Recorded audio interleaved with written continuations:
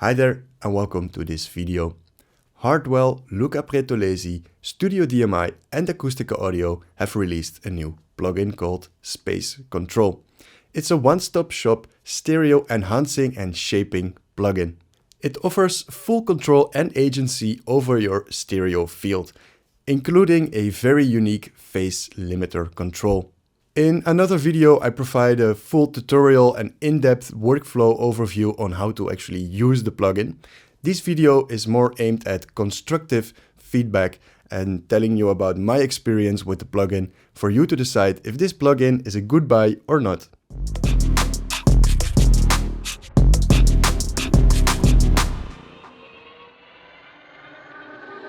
To start with the positive, is the plugin any good? Is it of high quality?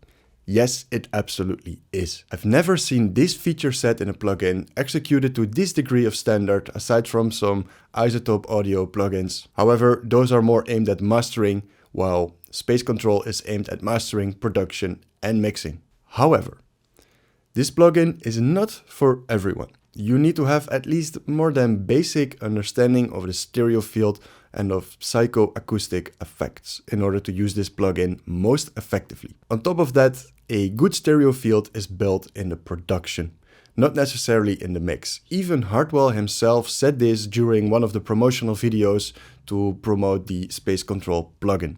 How you think when you want to go wider or you want to place things virtually outside of the speakers, you do during the production phase or you're doing on the mixing phase?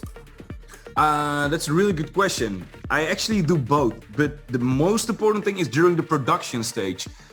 If you use the plugin properly, you can get some very incredible results. I would even go as far as stating you can get similar results to my Hardware SSL Fusion, which has a very unique imaging control with the space and the width to really fatten up the low end while maintaining good phase correlation.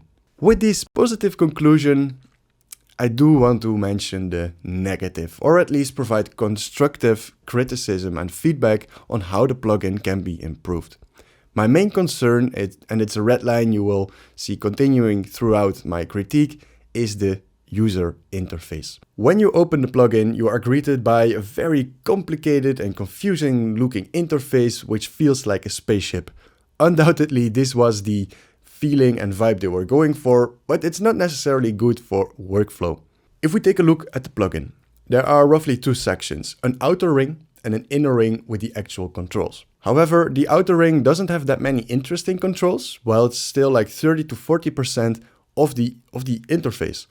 This doesn't make sense because the middle section is very cramped and very small, and you're like eye squinting and misclicking a lot. It's just frustrating to use. Simply increasing the size of the middle section will solve a lot of issues. On top of that, you have the names of Hardwell and Luca Pretolesi huge on the interface, making it feel more like a marketing stunt than an actual product. And it's not necessary. I mean, they can mention the names, it's their product, but at least hide it a bit better instead of just slamming it in our face and making the actual controls so small that it's annoying to use. Next to a cluttered feeling, I think the UI is just too dark. There are many dark spots and some knobs are not really that clear. It's just, it can be much better. And the worst part is, in the manual, they have a brighter version of the plugin where everything is super clear. I mean, they already have the look.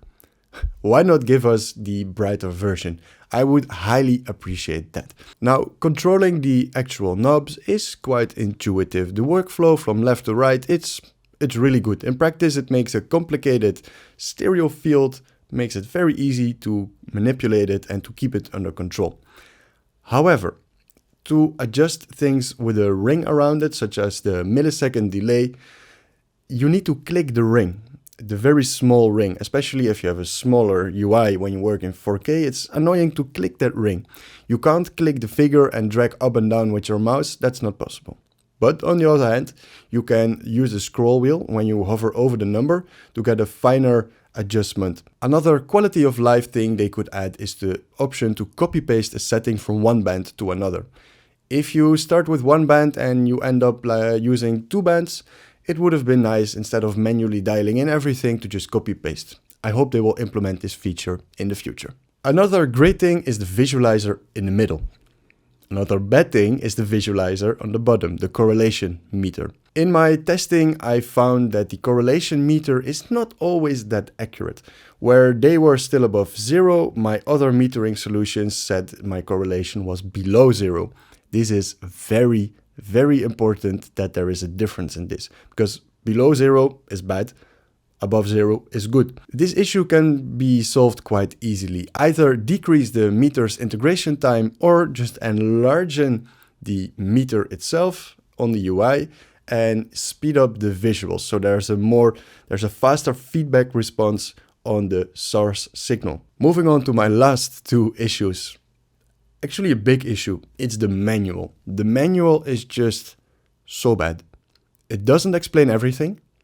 And what it explains really badly. The English is also not that good, but we know it's acoustical audio. They have it more often, but simply not explaining things that's not acceptable. You buy a product, you expect to get an explanation on how the product works and how to use it. No, instead you have to check a video on YouTube from me or someone else to really find out, that's how it works. That's not acceptable. I would really want them to update the manual to give more information and just make it clearer. The next issue is maybe even bigger. It's the price. Without any sale, it's 165 euros. That's just too much. That's just way too much. Especially with the names of Hardwell and Luca Pretolesi so huge on the interface, it feels more like a marketing stunt than an actual product they care for. If they address the issues I mentioned in this video and they decrease the price to the current opening offer of 85 euros, then it will be a much, much better deal. 165 is just too much for how niche this is. Concluding, the plugin is great. It offers you fine controls in a unique package that only this plugin offers. However, the pricing and the UI are two major issues. The UI is convoluted, making a very well-designed workflow more annoying to use than it should be, which makes it even more frustrating to use because there are simple adjustments that can make it so much better. This concludes my thoughts. If you think this plugin is for you, do check out my full in-depth guide and tutorial on how to use it, what each feature does, and a full workflow overview. As a bonus, I also included a few presets to get you started. Thank you for watching, and I will see you in the next one.